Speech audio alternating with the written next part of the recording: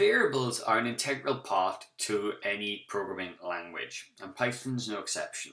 In this video, we're going to look at a few basic variables and a few basic data types as well. With regards to this, there are a lot more that I will go through, but they'll come up later on as we look at more skills. So how do you create a variable? Well, all you've got to do is you type. Now, I've made a variable here called name, and I'm going to assign it something called Dave. So this is basically a very quick program. So we've got Dave, which is my text. That's called a string, which is going to be stored as a variable called name. Now, if we say print name, when I run this code, it's going to just output Dave. Now we can add to this. So whatever I have here is taken into name and then placed here. What happens if we want to say hello? Well, all we do is we put that in speech marks. So I've got hello, comma, name. Now watch what happens when I run this. So we're basically saying hello, which is my fixed string, and I'm basically referencing the variable here. So why would you use these? Well, if I had a program and I was using this a few times, when I run this, you can see it's just coming up, hello, Dave, Dave, Dave, Dave, Dave, which is great. Now, if I change this one instance of the variable at the top, my whole program changes.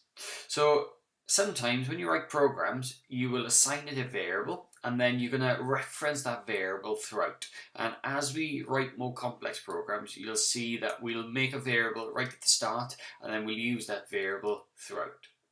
Now this is an example of what's called a string or a piece of text. We could also have a variable that says favnum. So I'm going to put there, look, favnum4. And what you'll notice is that it says there, look, as it says, it's coloured it in a slightly different colour. It's coloured it in green. Now the reason it's done that is because that is being treated as a different data type. So if I say print your fav number is, and then I'm going to put favnum. When I run this, it says there, look, your favnum is 4, because it's just basically referencing that. Now, if we wanted to, we can take this and we can play around with these.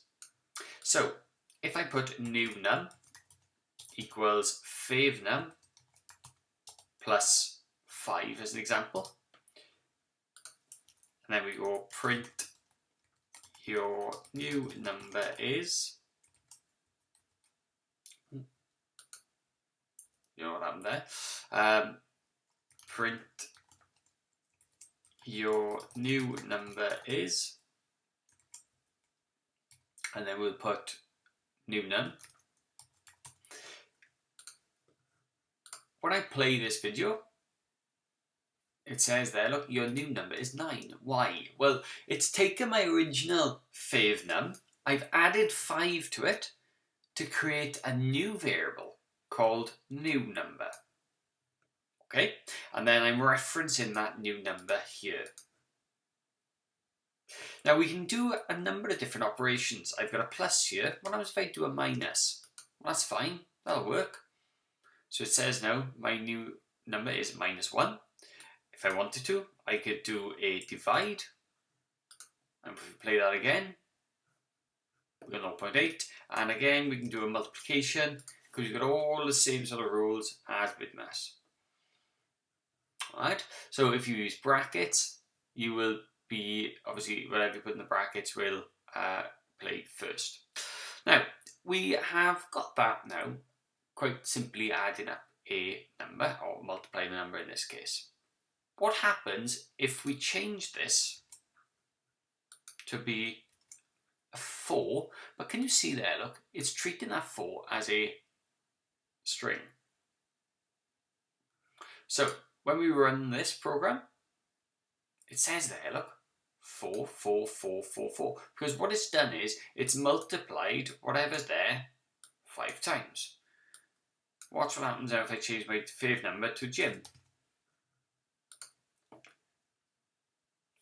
Jim, Jim, Jim, Jim, Jim. So that's all very well and good. Let's change it back to 4. What happens if we added a plus here? Well, what's going to happen is the program's going to crash. It's going to basically say it doesn't know what to do with a string because it's trying to add a number to it. In other words, it's trying to add an integer and it's saying I can't do that. So we've got to be very careful with these data types. Okay, so this is what's called an integer. Now we can have a decimal placed number, which is called a float. So if I put 4.5 and run, you can see now, look, that there is 9.5. Why? Well, we've basically added a decimal.